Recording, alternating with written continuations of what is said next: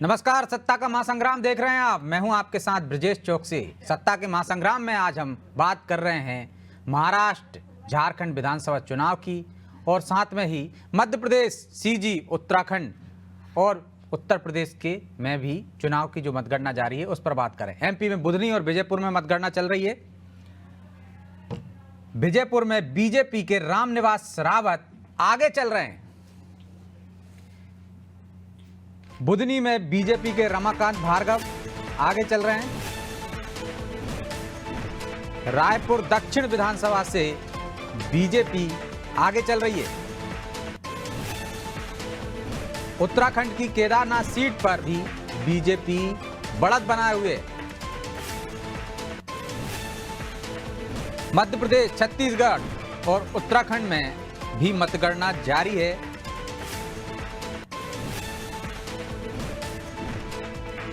मध्य प्रदेश की 2 विधानसभा सीटों पर उपचुनाव हुए थे। दोनों सीटों पर बीजेपी फिलहाल बढ़त बनाए हुए है।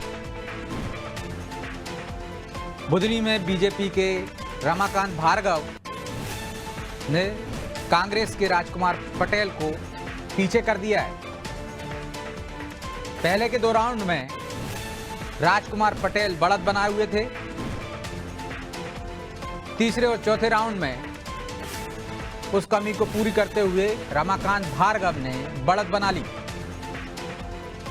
विजयपुर में शुरू से ही रामनिवास रावत, जो कि बीजेपी के उम्मीदवार हैं, डॉक्टर मोहन यादव के मंत्रिमंडल में कैबिनेट मंत्री हैं, बढ़त बनाए हुए हैं। कांग्रेस छोड़कर बीजेपी में शामिल हुए हैं रामनिवास रावत।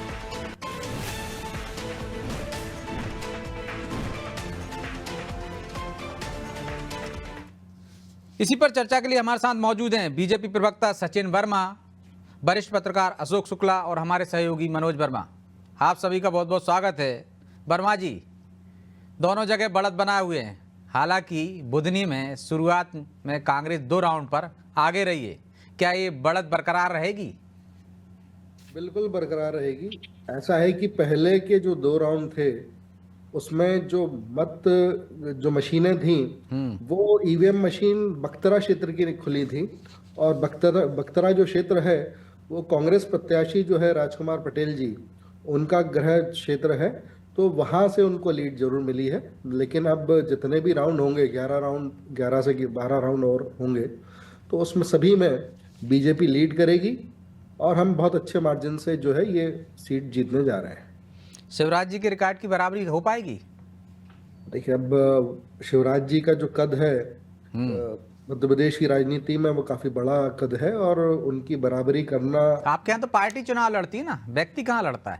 पार्टी चुनाव लड़ती है, बट 20 अगर वो 18 साल 19 साल अगर वो मुख्यमंत्री रहे हैं तो उनका खुद का भी एक वोटर है जो उनके फेस पर, उनके नाम पर उनको वोट देता है। तो ये ऑब्वियस है कि अगर आपने एक मुखिया के तौर पर अगर किसी प्रदेश में काम किया है तो आपको भी जनता का प्यार मिलता है और आशीर्वाद मिलता है। तो शिवराज जी के साथ में इस तरह से जो है उनका अपना एक वोटर भी है और ये जो सीट है ये भी अगर हम जीतने जा रहे हैं तो उसमें भी शिवराज जी का काफी बड़ा जो है योगदान। इस विजयपुर में आप पर तमाम आरोप लगे थे कि आपने मतदाताओं को मतदान नहीं करने दिया। वहाँ शुरू से ही बढ़त बनाए हुए, सर्वाधिक शिकायतें भी वहाँ हुई है। कांग्रेस मान रही थी कि वहाँ कांटे का मुकाबला होगा क्योंकि कांग्रेस का गढ़ रहा है एक तरह से वो। अब देखिए, ऐसा है कि वहां पर चुनाव आयोग ने अपनी खुद की एक टीम भेजी थी और जो कांग्रेस के प्रत्याशी थे उनकी शिकायतों के संबंध में पूरी जांच की गई। वो स्वतंत्र जांच थी, लेकिन कांग्रेस के प्रत्याशी जो हैं किसी भी तरह का कोई प्रमाण नहीं दे पाए कि वहां पर किस तरह की उनकी जो शिकायतें थी कि किस तरह से कथित रूप से डाकू वहां पर आए और उन्होंने वहां पर चुनाव को प्रभावित किया। तो वो किसी भी तरह से कोई प्रमाण नहीं दे पाए और अल्टीमेटली उन्होंने भी जो जांच की रिपोर्ट थी उसको स्वीकार किया और उस पर हस्ताक्षर किए हैं। तो कांग्रेस आज अगर उसको एक मुद्दा बनाने की कोशिश करती है तो कांग्रेस के प्रत्याशी के कथन से विपरीत जाने का प्रयास कर रहे हैं। तो शुक्ला जी, आप कैसे देखते हैं जो बढ़त शुरू से ही बरकरार है? 2 राउंड में पीछे हो गए थे। हालांकि वो कह रहे हैं कि राजकुमार पटेल का गृह क्षेत्र था बख्तरा, इस वजह से वहाँ पे उनको समर्थन ज़्यादा मिला और उन्होंने बढ़त बना ली थी। लेकिन विजयपुर में माना जा रहा था कि मुकाबला दिलचस्प होगा, कांटे का होगा, लेकिन जो शुरुआत में मतपेटियां खुली, शुरू से ही बढ़त बनाए हुए हैं रामनिवास रावत। देखिए, रामनिवास रावत विजयपुर में लंबे समय से वहां पर चुनाव जीतते रहे, 6 बार वो वहां के विधायक रहे हैं। और चूंकि जो हमारी यहाँ की राजनीतिक व्यवस्था है उसमें ये समझ में नहीं आता है कि लोग पार्टी को चुन रहे हैं या व्यक्ति को चुन रहे हैं। जी। तो अभी अगर आप बात करें, बुधनी की बात करें, जिस तरह वहां पे एक कांटे का मुकाबला दिखता है, तो मुझे लगता है कि जैसे शिवराज जी के भी आप चर्चा खुद भी कर रहे थे कि शिवराज जी की जो बढ़त थी, क्या उस तरह की बढ़त रमाकांत भार्गव को मिलेगी, तो मुझे लगता है कि थोड़ा मुश्किल है। और जो एक तरफा चुनाव की बात चल रही थी कि जो भी उपचुनाव होते हैं वो किसी भी विरोधी दल के लिए बड़े मुश्किल होते हैं, जबकि सत्तारूढ़ दल के लिए चुनाव आसान होते हैं। तो ये स्थिति तो ना तो बुधनी में दिख रही है, न विजयपुर में दिख रही है। एक तरफा चुनाव तो नहीं दिख रहा है, दोनों जगह जो है मुकाबला है। इससे पहले भी हमने देखा अमरवाड़ा में भी एक तरफा नहीं दिखा था, दमोह भी एक उदाहरण है कि एक तरफा नहीं दिखा था, वहां तो जीत ही गई थी कांग्रेस, और दमोह मॉडल को लेके, फार्मूले को लेके वो आगे भी बढ़ी थी। जी हाँ, ये सब चीजें देखने को मिलती है। कई बार चुनाव परिणाम अप्रत्याशित भी होते हैं। तो मुझे लगता है कि फिलहाल जो अभी जो उपचुनाव जिनकी चर्चा हम लोग कर रहे हैं, इसमें कोई अप्रत्याशित निर्णय आएगा इसकी संभावना थोड़ा सा कम है। बुधनी जो है बीजेपी के प्रभाव वाली सीट, अगर आप कहते हैं कि वो रही है कि वहाँ पे शिवराज का था और बीजेपी का बड़ा प्रभाव था, तो इसी तरह से आपकी जो विजयपुर की सीट है उसमें जो रामनिवास रावत हैं, तो वो वहाँ पे काफी मजबूत कैंडिडेट रहे। मतलब आप ये देखिए कि जब कांग्रेस की बहुत खराब स्थिति थी, तब भी वहां पर जो है रामनिवास रावत जो थे वो चुनाव जीतने में कामयाब हुए थे। तो दोनों जगह का अगर एक साफ अंतर देखें तो मुझे लगता है कि बुधनी थोड़ा सा बीजेपी के लिए सेटबैक वाला होगा, क्योंकि जिस तरह से वहां पे एक उम्मीद की जा रही थी कि शिवराज का क्षेत्र है और बीजेपी का गढ़ है ये, यहाँ अभी तो 4 राउंड की बात हुई है ना। पहले 2 राउंड में राजकुमार पटेल बढ़त बनाए हुए थे, लेकिन जैसे ही अगले राउंड आए तो बीजेपी ने 1800 की बढ़त बना ली। जैसा भी लोग बीजेपी प्रवक्ता भी कह रहे थे कि जो बढ़त थी वो उस क्षेत्र में थी जहाँ पे राजकुमार पटेल का अपना क्षेत्र था। लेकिन अगर विजयपुर की बात करें, जैसा लग रहा था कि थोड़ा सा कांटे का संघर्ष होगा, क्योंकि दोनों ये जो मुकेश मल्होत्रा थे ये आदिवासी समाज से, सहरिया समाज से थे, इनका काफी एक वहां पर जनाधार, जातीय जनाधार इनका ज्यादा बड़ा था। लेकिन बावजूद इसके अगर ये पिछड़ रहे हैं और लगातार पिछड़ रहे हैं, तो मुझे लगता है कि यहाँ पे किसी अप्रत्याशित चुनाव परिणाम की उम्मीद तो नहीं है। और एक चीज मैं और आपसे कहना चाहूंगा, जब आप हार से सबक नहीं सीखते हैं तो आप लगातार हारते हैं। मध्य प्रदेश की राजनीति हो या देश की राजनीति हो, कांग्रेस हार से सबक नहीं सीख रही है, इसलिए वो लगातार हार रही है। चाहे मामला आपका महाराष्ट्र का हो या आपके फिर अन्य दूसरे राज्यों का मामला हो, तो कांग्रेस के सामने जो सबसे बड़ा संकट है कि वो हार से सबक नहीं सीखती है।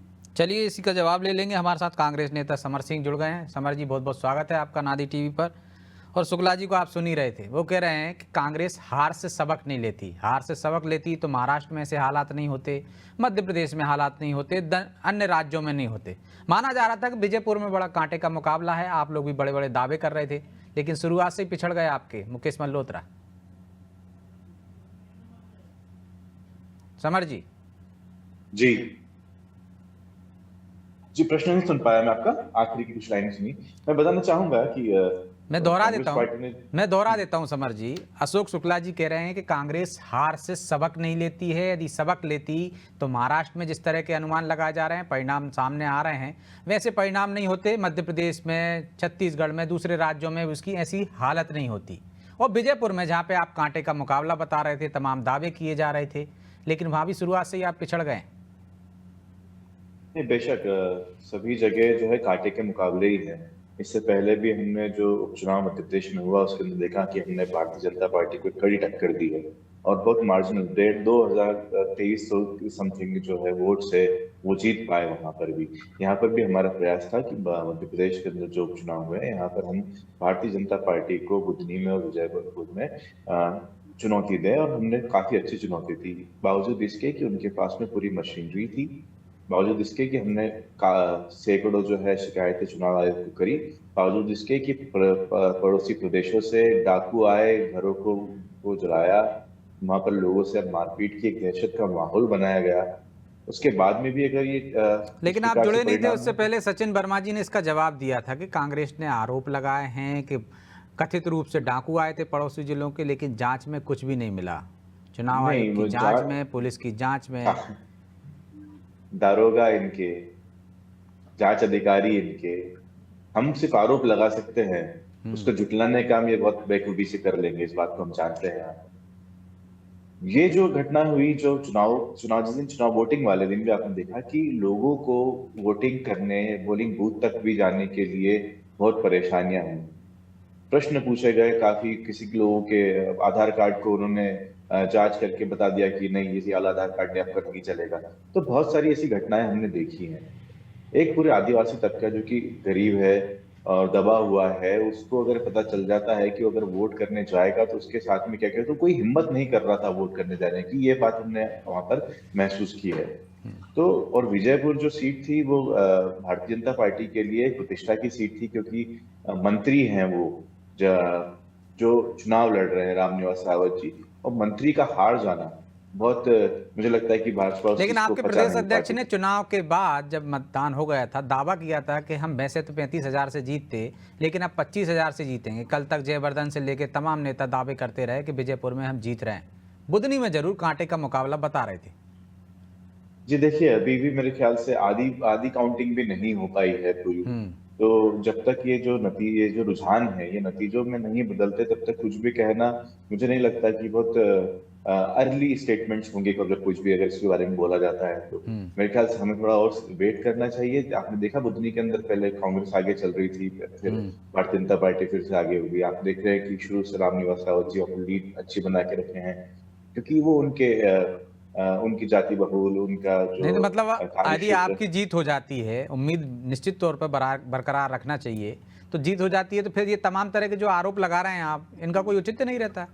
नहीं, आरोप देखिए, ये चुनाव को प्रभावित करने के तरीके थे भारतीय जनता पार्टी के। मैं लेकिन कर नहीं पाए ना, यदि जीत जाते हैं आप। नहीं देखिए, और हार जाते तो हो गया। नहीं, उसके बाद भी हमारी ये जो लड़ाई है, ये जो हमारा आरोप है, ये हम रखेंगे और उसके आगे भी कार्रवाई की हम लोग मांग करते रहेंगे सरकार से कि इस प्रकार की चीजें चुनाव के दौरान नहीं होना चाहिए। क्योंकि जीत जाते हैं तो बहुत अच्छी बात है, इतने सब कुछ, इतनी एडवर्स कंडीशन, पूरा प्रशासन खिलाफ, कोई यहाँ पर सुनवाई नहीं, चुनाव आयोग सुनवाई नहीं कर रहा है और वोटर्स को धमकाया जा रहा है। तो इसके बाद अगर जीतते हैं तो ये माना जाना चाहिए कि इतने विषमताओं के बाद में भी हमको जीत हासिल हुई है। लेकिन ये जो आरोप है, ये हमेशा रहेंगे और इसकी भी आगे कार्रवाई के लिए हम लोग we will look forward to the government for the. तो मनोज जी, आरोप दोनों तरह के रहेंगे कांग्रेस का, चट भी हमारी पट भी हमारी। मतलब जीतते हैं तो आरोप अलग, और हारते हैं तो आरोप तो है ही, पुख्ता है, वो कह रहे हैं कि प्रमाण है इसका। इस दोहरी बात के पीछे क्या समझते हैं आप? कोई मनोवैज्ञानिक चीज है अपने कार्यकर्ताओं को बताने के लिए, या कोई माइंड गेम है, क्या है ये? देखिए, जाहिर सी बात है ब्रजेश जी, जो आपने भी कहा और जो हमारे बाकी साथी लोग भी कह रहे हैं कि अब आप महाराष्ट्र के देखिए कि संजय राउत कह रहे हैं ये तो नतीजा मान ही नहीं सकते, वहाँ तो फिर से चुनाव होना चाहिए, हमको इतनी बुरी तरह जनता नकार नहीं सकती है। और झारखंड में अलग चीज चल रही है। आप देखिए, वहाँ कह रहे हैं कि बीजेपी को नकार दिया है। इसी मध्य प्रदेश में आप देखिए, बुधनी में जब पहले राउंड में कांग्रेस आगे चल रही थी, तब कांग्रेस के नेता कह रहे थे देखिए हम बड़े मार्जिन से जीतने जा रहे हैं, अब पीछे हो गए, कह रहे हैं कि हम ये प्रशासन हमारे खिलाफ था। और जिन पड़ोसी राज्यों से गुंडों आने की बात हो रही थी, तो संभवतः वो राजस्थान, क्योंकि लगा हुआ है श्योपुर से, उसी राजस्थान की 7 सीटों पे चुनाव है। वहाँ बीजेपी 3 पर आगे चल रही, 2 पर कांग्रेस चल रही, 2 पर अन्य है। और उन 7 में से 4 सीटों पर बीजेपी का उम्मीदवार चौथे नंबर पर चल रहा है। तो अगर बीजेपी के पास इतना मेन पावर है कि वो अपने गुंडे यहाँ बुला रहे हैं, तो मुझे लगता है उसका खामियाजा शायद वो राजस्थान में भुगत रहे होंगे, क्योंकि उन्होंने अपने आदमी विजयपुर श्योपुर में भेज दिए थे। तो आप जनतंत्र में अगर जनता को नकारेंगे तो फिर कैसे काम चलेगा? जो जनता ने आपको मैंडेट दिया है उसको आप स्वीकार करिए ना, आप उसके विवेक पर क्यों बार बार सवाल उठाते हैं? आपको जनता ने वोट दे दिया तो सही है जनता, नहीं तो बाकी जनता को मूर्ख बनाया जा रहा है। हाँ, बाकी जनता को या तो कह सकते हैं मूर्ख बना रहे हैं, या आप कह सकते हैं ईवीएम में गड़बड़ी है। आप महाराष्ट्र का नतीजा देखिए, 4-5 महीने पहले क्या स्थिति थी, बीजेपी 2 अंक में भी नहीं पहुंची थी, 9 सीटों पर सिमट गई थी लोकसभा में। और आज का नतीजा देखिए, अगर यही जो रुझान दिख रहा है हमको, मतलब जो शुक्ला जी कह रहे हैं वो हार से सबक ले लेते हैं, कांग्रेस नहीं तो आप देखिए ना कि पहली बार इतने बड़े राज्य में, संभवतः पहली बार होगा, लोकसभा में तो हमने 2 बार देख चुके हैं कि विधानसभा के चुनाव में किसी एक पार्टी के पास उतने नंबर्स भी नहीं है कि उसका नेता प्रतिपक्ष बन सके। क्योंकि तीनों उम्मीदवार, तीनों देख लीजिए आप, शिवसेना उद्धव देख लीजिए, एनसीपी शरद पवार देख लीजिए, और कांग्रेस देख लीजिए, किसी की भी इंडिविजुअल 28 सीटें नहीं आई है। और अकेले शिंदे की जो बीजेपी के साथ लड़े एकनाथ शिंदे, उनकी पार्टी की 56 सीटें लेकिन राउत और कह इन रहे कि तीनों शिंदे को दलों कौन की। सा ऐसा ज्ञान हो गया है कि वो कह रहे थे मेरा एक भी एमएलए नहीं हारेगा। तो अब ये आप अंदाज लगाइए ना कि इसका मतलब ये है कि जो आदमी विचारधारा को छोड़ेगा, जो भी पार्टी, उसको खामियाजा भुगतना पड़ेगा। कई सारे नेताओं के बारे में हम देखते हैं कि पार्टी वो दल बदल कर लेते हैं, लेकिन जनता उनको नकार देती है। इसी मध्य प्रदेश में हमने देखा था जब सिंधिया के समय दल बदल हुआ था, तो सारे के सारे बागी तो चुनाव जीते नहीं मनोज थे मैं ना। आपको टोक रहा हूं, एक बड़ी खबर आ गई है रायपुर से आई है ये खबर। रायपुर दक्षिण विधानसभा सीट पर भी उपचुनाव को लेकर मतगणना जारी है। यहाँ बीजेपी ने बढ़त बनाई हुई है। बीजेपी के प्रत्याशी सुनील सोनी का बयान भी सामने आया है, जिसमें उन्होंने कार्यकर्ताओं को धन्यवाद दिया है, राज्य सरकार की सारी योजनाओं की जीत बताया है और मैं ब्रजमोहन अग्रवाल के साथ मिलकर काम करूंगा, ये भी कहा है उन्होंने। चलिए क्या कुछ कह रहे हैं सुनील सोनी, सुनवाते हैं आपको। सभा में जो है फिर से कमल खिलेगा और इस चुनाव के अंदर में हमने कहा था, जनता को विश्वास दिलाया था कि हम विकास करेंगे। प्रधानमंत्री मोदी जी की योजना, राज्य की विष्णुदेव साय जी की योजना, मोदी की गारंटी आम आदमी तक के पहुंचे और ब्रिजमोहन जी और हम मिलकर दक्षिण विधानसभा का तेजी के साथ में विकास करेंगे। इस बात पे हम अडिग हैं। लोकतंत्र के उत्सव के अंदर में लोग लाइन लगाकर वोट देते हैं। हमने जो कहा है वो करके दिखाएंगे, वो पहले भी करके दिखाया है। 8 बार इस विधानसभा को जीता, ब्रिजमोहन जी ने भी करके दिखाया था, हम भी साथ में मिलकर करके दिखाएंगे। कांग्रेस और बीजेपी में एक मूल अंतर है। कांग्रेस पार्टी भ्रम फैलाना, झूठ बोलना और समस्या पैदा करके राजनीति करना, और बीजेपी समस्या का समाधान करके राजनीति करती है। कथनी और करनी में अंतर नहीं है। ये अब इस ओर जो है, अब देश बढ़ रहा है, दक्षिण विधानसभा का भी जो रिजल्ट है उसी ओर बढ़ रहा है कि अब लोग चाहते हैं कि उनके जीवन में समाधान हो, उनकी समस्याओं का निराकरण हो। ये बहुत हो गया और कांग्रेस पार्टी अगर अपनी आदत नहीं सुधारती है तो अभी तो जनता से दूर है। आने वाले समय के अंदर उनके कार्यकर्ता भी बहुत दूर हो जाएंगे उनसे। कब तक झूठ बोलेंगे वो भी सोचने लग गए हैं। तो अब ये कांग्रेस पार्टी को अपनी आदतों को सुधारने की जरूरत है। चुनाव में भ्रम मत फैलाओ भाई, झूठ मत बोलो और इसका अच्छा परिणाम दक्षिण विधानसभा में आएगा। तो आदत बदलना होगी समर जी, भ्रम फैलाना छोड़ना होगा। और जो मनोज जी ने कहा है कि जो विचारधारा को छोड़ेगा उसका हश्र हम देख रहे हैं। तो कांग्रेस भ्रम भी फैला रही है, विचारधारा को भी छोड़ रही। 15 राउंड हो चुके विजयपुर में और बीजेपी की जो लीड है ना वो 1496 की रह गई है। तो आप देखिए कि जो समर जी कह रहे हैं कि अगर पूरी पार्टी लड़ रही, पूरे प्रशासन अगर लड़ रहा, कांग्रेस के आरोप माने, और चूंकि बार बार जनता ने वहाँ विपरीत परिस्थितियों में भी रामनिवास रावत को जिताया था और अगर वो मंत्री रहते हुए लड़ रहे हो 15वें राउंड में अगर वो 1400 वोटों की उनकी लीड रह गई है, तो जो मैं कह रहा हूँ कि अगर विचारधारा से आप अलग हटोगे तो आपको खामियाजा भुगतना पड़ेगा। महाराष्ट्र सबसे बड़ा उदाहरण है। झारखंड में आप देख लीजिए कि झारखंड में केवल सोरेन परिवार की हम बात करें तो जेएमएम बड़ी अच्छी कर रही है, लेकिन केवल हेमंत सोरेन आगे चल रहे हैं। उनकी पत्नी कल्पना वो पीछे चल रही, उनकी भाभी सीता जो बीजेपी से लड़ी वो पीछे चल रही हैं, जो उनके भाई हैं हेमंत सोरेन के सगे बसंत सोरेन वो पीछे चल रहे हैं। तो ऐसा है कि जनता विचारधारा से अच्छा जो परिवार है खिलाफ रही। बिल्कुल। महाराष्ट्र में आप नतीजा देख लीजिए कि भतीजा चाचा के परिवारवाद से बाहर निकलकर अकेला लड़ा तो वो चाचा की पार्टी से आगे निकल गए अजीत पवार।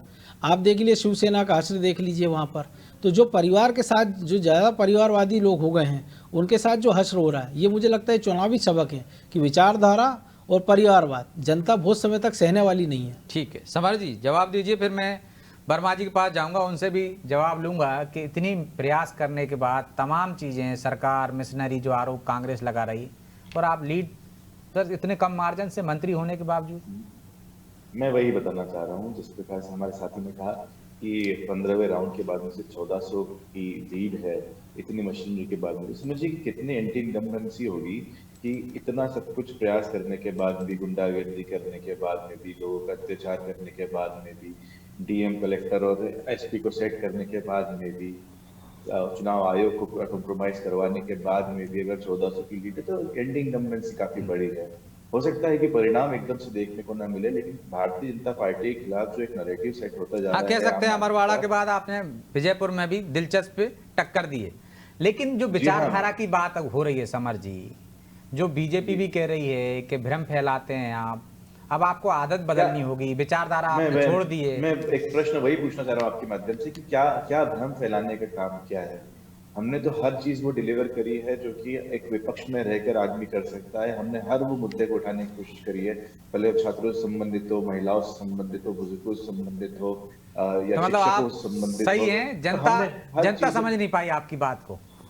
नहीं, ऐसा नहीं है। देखिए 10 साल पहले की स्थिति कुछ और थी भारत की, अभी कुछ और होती जा रही है। लोग समझदार हो रहे हैं, लेकिन एकदम से सबकी आंखों पे से पट्टी खुल जाना कि जो है वो बहुत कम होती है, गुंजाइश है। वो एक फिल्मी नहीं तो चीज आंखों पर होती है पट्टी मेरे ख्याल कितने से। समय तक बंधी रहेगी? एक बार, दो बस बार, वही 3 चीज है। बार? व्हाट्सएप यूनिवर्सिटी के माध्यम से कटोगे तो बटोगे, बटोगे तो कटोगे। तो कहाँ एक चला जैसे कटोगे तो बटोगे? और झारखंड में चल जाता। नहीं, मेरी बात समझिए। मतलब ओवरऑल इस पूरे चुनाव, जो भी चुनाव जहां पर आज रिजल्ट है, उन सबकी मैं कलेक्टिवली बात आपसे कर रहा हूँ। तो इस प्रकार का भ्रम फैलाने का काम तो जो है भारतीय जनता पार्टी कर रही है। इंसान को इंसान के चलिए मैं खिलाफ आपको खड़े टोक रहा करने हूँ, का एक काम बड़ी तो खबर आ भाजपा गई कर रही है। मुंबई से आई ये खबर, महाराष्ट्र में महायुति को प्रचंड बहुमत, महायुति की जीत पर कार्यकर्ताओं ने मनाया जश्न। सीएम एकनाथ शिंदे के आवास के बाहर जश्न मनाया जा रहा है। एकनाथ शिंदे ने मीडिया से भी चर्चा की। प्रचंड जीत की ओर महाराष्ट्र में महायुति। ये देखिए सीएम के आवास के बाहर किस तरह से जश्न मनाया जा रहा है। हम आपको ये भी सुनवाएंगे कि क्या बोले इस समय सीएम। ये जश्न की तस्वीरें आप देख रहे हैं, महिला कार्यकर्ताएं डांस कर रही हैं, जश्न मना रही हैं, ढोल नगाड़े बज रहे हैं।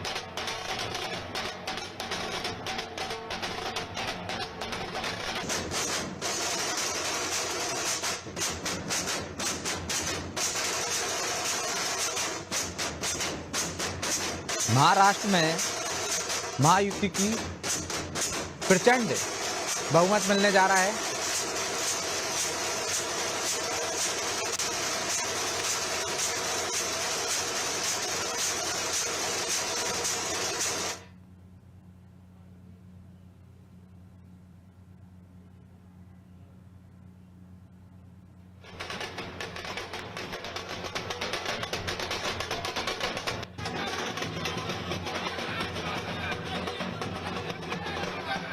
अशा प्रकारचा विजय या ठिकाणी महायुतीला मिळालेला आहे.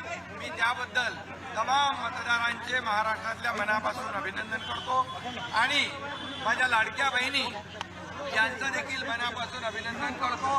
लाडक्या बहिणींनी मोठ्या प्रमाणावर मतदान केलं, लाडक्या भावांनी मतदान केलं, लाडक्या शेतकऱ्यांनी मतदान केलं आणि त्याचबरोबर लाडक्या माझ्या ज्येष्ठांनी मतदान केलं. समाजातल्या प्रत्येक घटकाने या ठिकाणी भरभरून महायुतीला मतदान केलं.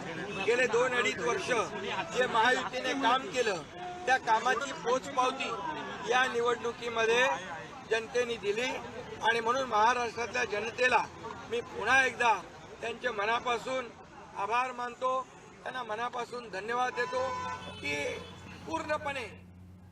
तो मध्य प्रदेश में लाडली बहना और महाराष्ट्र में लड़कियां बहनी, लाड़की बहन कमाल कर गई। झारखंड में भी तो झारखंड में भी एक तरह से कह सकते हैं कि झारखंड मुक्ति मोर्चा ने वो योजना लेकर आए थे तो वहाँ पे उनको फायदा मिला, तो महिलाओं ने बाजी मारी है। लेकिन सचिन जी, मध्य प्रदेश में विजयपुर में मंत्री आपके, प्रशासन आपका, पूरी ताकत आपने लगाई, इसके बावजूद 1000-2000 यदि ये जीत होती है तो क्या जीत है? इससे तो कांग्रेस की जीत माना जा सकता है। एक्सक्यूज मी, देखिए जिस क्षेत्र में ये चुनाव हो रहा है विजयपुर में, वो कांग्रेस की ट्रेडिशनल सीट रही है और भारतीय जनता पार्टी वहां पर जो है इस बार जो है अपनी जीत दर्ज कराने जा रही है। तो आप पहले भी 2 बार जीत चुके हैं वहाँ। हाँ, वहाँ हम जीते हैं, पहले भी हम जीते हैं, ऐसा नहीं कि वहाँ हमें हमेशा हारे हैं। तो एक जो वहाँ पर जो है कांग्रेस की वो ट्रेडिशनल वोट थी और कांग्रेस ने वहाँ पर समाज को बांटने का पूरा प्रयास किया, तो उसका जवाब जो है जनता ने दिया है। और जो है देखिए, जो जीता वो सिकंदर होता है। जो जीत होती है, चाहे वो 1 वोट से हो, चाहे वो जो है 1400 वोट से हो, चाहे वो 2000 वोट से हो। तो वो जीत जीत है, और हम कंफर्टेबल मार्जिन के साथ में पूरे राउंड्स कंप्लीट होने के बाद में हम वहां जीतेंगे। तो मुकेश मल्होत्रा को 16वें राउंड में 6,481, रामनिवास रावत को 3,143। 16वें राउंड में कांग्रेस प्रत्याशी मुकेश मल्होत्रा को 3,338 वोटों से आगे पहुंच गए। तो अभी ऐसा नहीं है, 16वां राउंड के बाद 1,842 से कांग्रेस आगे चल रही है, फिर आगे हो गई है। सचिन जी जी देखिए, अब फाइनल आई थिंक मुझे लगता है कि 18 राउंड शायद वहां होने हैं। फाइनल रिजल्ट आ जाने दीजिए, फिर उसके बारे में समीक्षा करते हैं। ठीक है, थोड़ी देर खुश होने के लिए तो समर जी आपके पास भी है, हो सकता है ये खुशी आपकी बरकरार रह सकती हो, फिर आगे हो गए आप। नहीं, मैं वही कहना चाह रहा हूँ कि जिस प्रकार से लोकसभा में 99 सीटों पर भी हम काफी खुश रहे, क्योंकि इतनी विषमताओं के बाद में, पूरी मशीनरी कॉम्प्रोमाइज हो जाने के बाद में अगर 99 आ रही है, मैं अब तो आप 3 डिजिट में पहुंच जाएंगे, क्योंकि प्रियंका गांधी जो है वो 3 लाख वोटों से आगे है, तो आप जो है 3 अंकों में तीसरे चुनाव में पहुंच जाएंगे, ऐसा नहीं है। नहीं, वो तो देखिए वायनाड की जो सीट है वो, उसमें कोई भी वो नहीं है, तो बस जीतना तो तय वहां पर। लेकिन अगर नांदेड़ हार गए तो फिर आप 99 पर अटक जाएंगे, क्योंकि पीछे चल रहे हैं वहां आप। जी, तो बस यही है कि इतनी सारी मशीनरी, भारतीय जनता पार्टी के पास में जितनी ओवरऑल सीट में से एक भी हार जाना बड़ी समस्या वाली बात होती है, लेकिन हमारे पास में ओवरऑल सीटों में से कुछ भी जीतना एक प्लस माना जाता है, क्योंकि इतनी एडवर्स कंडीशन में, इतने विषमताओं के बाद में, जब पूरी प्रशासन खिलाफ है, चुनाव आयोग खिलाफ है, पुलिस और पुलिस नेता मंत्री सब खिलाफ हैं, उसके बाद में नहीं तो अगर आप जीत जाते हैं तो उसका क्रेडिट आप जीतू पटवारी को देना चाहेंगे या जनता को देना चाहेंगे? देखिए, हर एक व्यक्ति का क्रेडिट रहेगा उसके अंदर। अगर जीतते हैं तो जो दोनों विधानसभा जहां पर भी जीत होती है, जो भी परिणाम आते हैं वहां पर हम हमेशा, हमारे जो मतदाता हैं, हमारे कार्यकर्ताओं की जीत होती है। वो प्रयास हमने किया, इस बात को दर्शित करता है, दर्शाता है कि हमने चुप तो शुक्ला जी, यदि विजयपुर में जो अभी रुझान आ रहे हैं परिणाम में बदल जाते हैं, तो क्या जीतू पटवारी के खिलाफ जो आवाजें उठ रही हैं, जो उन्हें अपने ही घर के अंदर विरोध का सामना करना पड़ रहा है, वो कम हो जाएंगी, बंद हो जाएंगी और वो मजबूत होंगे? कांग्रेस को क्या फर्क पड़ेगा और बीजेपी को क्या फर्क पड़ेगा? देखिए, बीजेपी के लिए बड़ी बूस्टर होगी ये जीत, अगर क्षमा कीजिएगा, कांग्रेस के लिए बड़ी बूस्टर जीत होगी ये, अगर वहां पे विजयपुर में इनको कामयाबी मिलती है, क्योंकि वहां पे सरकार भी लड़ रही थी, सरकार के मंत्री चुनाव लड़ रहे थे, खासतौर पे वो व्यक्ति चुनाव लड़ रहा था जो लगातार वहां पे 6 बार विधायक था। तो परिस्थितियां अगर देखें तो राजनीतिक परिस्थितियां जो थी वो रामनिवास रावत के पक्ष में थी, उनके अनुकूल थी, लेकिन कांग्रेस ने जिनको प्रत्याशी बनाया था मुकेश मल्होत्रा, मैं फिर से कहूंगा कि उनका वहां पे जो जातीय जनाधार था वो रामनिवास रावत की तुलना में बेहतर था। और ये तो बाद में समीक्षा होगी कि आखिर वो हार के कारण क्या थे और जीत के क्या कारण थे, अभी अंतिम परिणाम भी नहीं आया। लेकिन मुझे लगता है कि जीतू पटवारी को लेकर जिस तरह से एक असंतोष अभी पार्टी के भीतर दिख रहा है, अभी 2 दिन पहले जो आपके वहीं भोपाल में एक बैठक हुई, उस बैठक में देखिए बड़े दिग्गज नदारत थे, और विजयपुर में भी जो है कमलनाथ वगैरह जो है प्रचार करने के लिए नहीं पहुंचे, तो निश्चित तौर पर जो है जीतू पटवारी को थोड़ा सा बल मिलेगा और जो उनके विरोधी हैं तो उनके भी मुंह बंद होंगे। लेकिन कांग्रेस की जो अंतर्कलह है वो एक चुनाव की जीत लेने से खत्म नहीं होगी। और जीतू पटवारी, अभी तक तो जीतू पटवारी जब से बने हैं उनको हार ही हार देखने को मिल रही है। यदि एक भी चुनाव वो जीत जाते हैं तो संजीवनी का काम तो होगा ही। बिल्कुल बिल्कुल सही। और दूसरी बात मैं आपसे ये कहूँ कि जो चुनाव में हार जीत होती है वो नीति और नेतृत्व की हार जीत होती है। अगर आप पूरे इंटायर इलेक्शन जितने भी हो रहे हैं, महाराष्ट्र का हो या आपके रायपुर के हो या अन्य जगह के जो चुनाव हो रहे हैं, उसमें अगर आप देखिए, अगर कोई पराजय की मुख्य वजह है तो 2 चीजें हैं। एक तो जो चुनाव हुआ वो तुष्टीकरण और ध्रुवीकरण, ये एक बड़ी चीज रही है। कटोगे तो कटोगे और उधर बटोगे तो कटोगे। हाँ, और वो वहां पे जो महाराष्ट्र में जिस तरह से मुस्लिम नेताओं ने जो है कांग्रेस के पक्ष में वोट देने का एक फरमान जारी किया या अपील जारी की, लेकिन ये नारा तो झारखंड में भी था शुक्ला जी, लेकिन वहां कामयाब नहीं हुआ। देखिए, सभी चीजें एक जगह लागू नहीं होती, समान रूप से कोई चीज सब जगह लागू नहीं होती। लेकिन अगर पूरे देश का आप इस समय माहौल आप देखें तो मुझे लगता है कि कहीं ध्रुवीकरण और पुष्टिकरण के बीच की जो एक लड़ाई है उसमें कहीं ना कहीं जो ध्रुवीकरण है वो आगे जा रहा है और इसका फायदा निश्चित तौर पर बीजेपी को मिल रहा है। तो मनोज जी, क्या ध्रुवीकरण तुष्टीकरण के आधार पर ही मतदाताओं ने मतदान किया है या बाकी के मुद्दे भी प्रभावी रहे?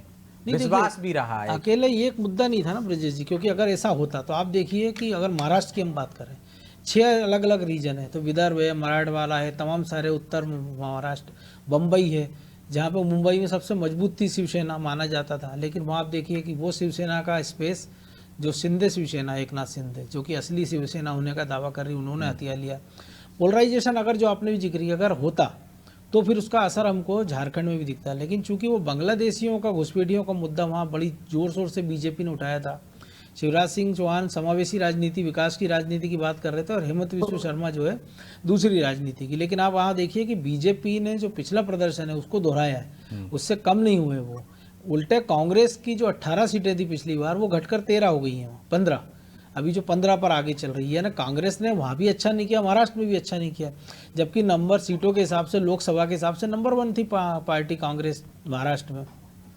तो कुछ हिस्सों में चला। दूसरा जो मराठा आंदोलन था, तो बीजेपी ने मुझे लगता है उसको अच्छे से काउंटर किया, क्योंकि उसी मराठवाड़ा में बीजेपी को लीड मिली है।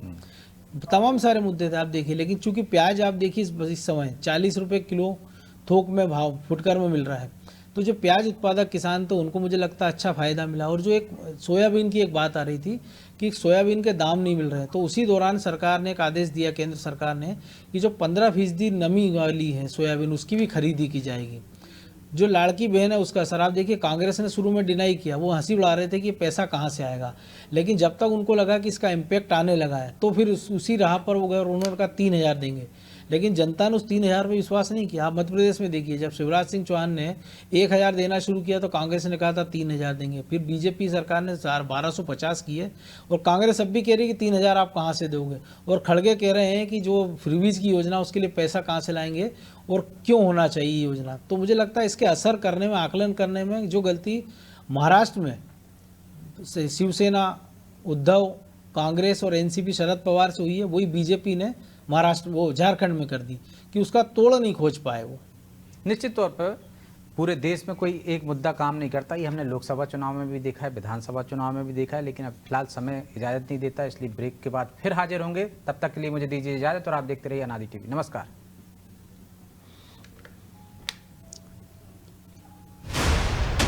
कौन बैठा है?